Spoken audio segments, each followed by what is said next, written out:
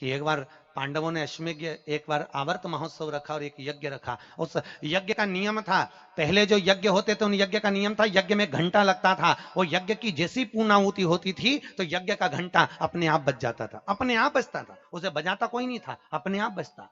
आज यज्ञ का घंटा नहीं बजा तो युधिष्ठिर ने पंडितों से पूछा, ब्राह्मणों आपने यज्ञ करवाया पर ये यज्ञ का घंटा नहीं बजा। ब्राह्मणों ने कहा हमने तो यज्ञ अच्छा करवाया पर घंटा क्यों नहीं बजा, समझ में नहीं आया।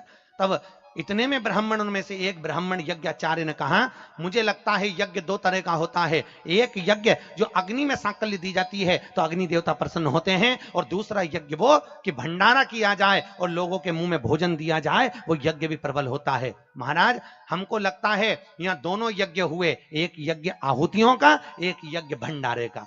मुझे लगता है भंडारे में कोई भूखा रह गया है, कोई भूखा है। अब वो भूखे व्यक्ति को ढूंढो।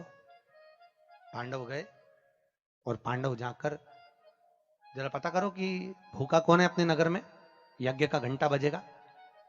जाकर देखा तो एक कुटिया में एक संत बैठे हुए थे। बाबा आपने भोजन किया है? नहीं। आपने भोजन नहीं किया? नहीं। क्यों नहीं किया? मैं काहे को भोजन करूं, भंडारा हो रहा, चलो भोजन करो। नहीं नहीं मैं नहीं करता। भंडारे में भोजन नहीं करोगे? नहीं। क्यों नहीं करोगे? मैं उसके घर में भोजन करता हूं जो मेरे को 108 अश्वमेध यज्ञ का पुण्य देता है। पांडव मेरे को 108 अश्वमेध यज्ञ का पुण्य दे दे, मैं उनके यहाँ भोजन कर लूंगा। अब पांडवों ने सोचा अपनी जिंदगी में पहला तो अश्वमेध यज्ञ कर रहा है, और 108 अश्वमेध यज्ञ तो हमने कभी जिंदगी में नहीं करे, तो हम इसको पुण्य कहां से दे बाबा को। पांडव चले गए। द्रौपदी ने पूछा कोई मिला? हाँ एक संत मिला है पर 108 अश्वमेध यज्ञ का पुण्य मांग रहा है। द्रौपदी ने कहा चलो मैं लेके आती हूं उस बाबा को। द्रौपदी गई, रथ लाया गया। द्रौपदी ने कहा रथ में बैठकर नहीं जाऊंगी, पैदल जाऊंगी। चप्पल लाई, द्रौपदी ने कहा नग्न पैर से जाऊंगी। नंगे पैर द्रौपदी उस संत के दरवाजे पर पहुंच गई। बाबा चलो हमारे यहाँ यज्ञ हुआ है, भंडारे का भोजन करना।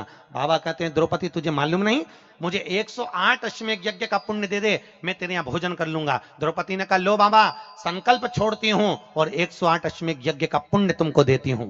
संत ने कहा द्रौपदी तेरे पति ने तो कभी पूरे यज्ञ नहीं करे, तूने कब कर लिए? द्रौपदी बोली बाबा मैंने सुना है मेरे कृष्ण के मुख से, जब कोई व्यक्ति अपने घर से निकलकर किसी संत के दरवाजे पर, किसी कथा के पंडाल में, किसी मंदिर पर, किसी तीर्थ में पैदल पैदल जाता है, जितने कदम चलकर जाता है उतने अश्वमेध यज्ञ वो अपने जीवन के कर लेता है महाराज, उतने अश्वमेध यज्ञ वो अपने जीवन के करता है। और द्रौपदी ने कहा